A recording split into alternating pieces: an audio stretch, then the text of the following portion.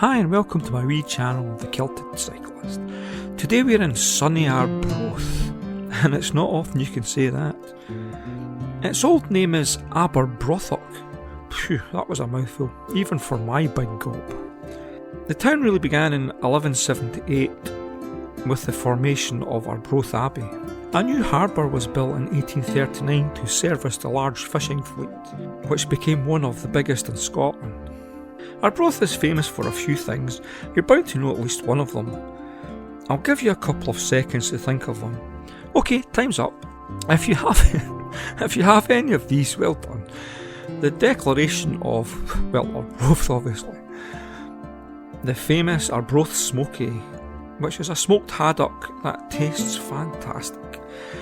Or you could have a football one, Arbroath Football Club, the team that holds the world record for the number of goals scored in a professional football match. 36-0 against Bonaccord in the Scottish Cup 1885. I think I backed Bonaccord in that game and it put my coupon down. Let's head back to the Declaration of Arbroath. Back in the day, there was no United Nations or EU or anything like that. If you wanted to sort out a dispute between countries, you sent a letter to the Pope. Bearing in mind, almost all of Europe was Roman Catholic at the time, he was the main man to turn to. In 1320, a letter was sent from the Scottish barons to the Pope, but in reality it was more likely from Robert the Bruce himself. There was also another 3 letters sent as well. It asserted that Scotland was an independent kingdom, and the papacy agreed, rescinding the Bruce's excommunication and addressing him by his royal title, thus recognising his claims both to the throne and Scotland's place as an independent kingdom. Okay, that's the history bit over. Arbroath is a great place to visit, even more so when the weather is glorious. I had to forgo my usual coffee for an ice cream, raspberry ripple flavour, but I had to eat it quickly as it was melting and there was always the constant threat from cheeky seagulls. I've stayed in the Red Lion Caravan Park and it's a pleasant walk into the town. Sadly, there is only one fishing boat working, catching shellfish nowadays. There has been a fair few well-kent folk from Arbroath. I won't bore you by reading through the whole list of them, but the standout one for me was David Buick, the founder of the US Buick Motor Company no less. Who knew? Certainly not me until I made this video. I'm talking too much again. Probably. Okay, let's just get started, shall we?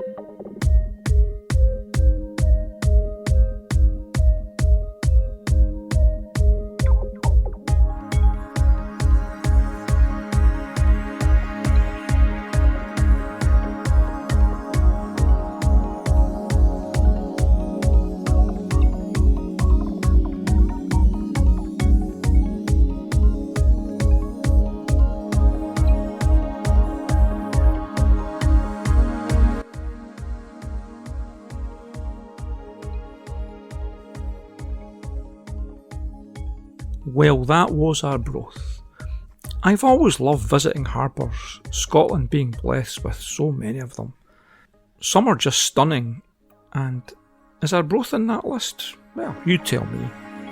I used to drone when I was up here, so look out for the Arbroath from Up video, with views of the harbour and Gayfield Park, Arbroath Football Club's home ground, or home to the Red Lichties as they are called.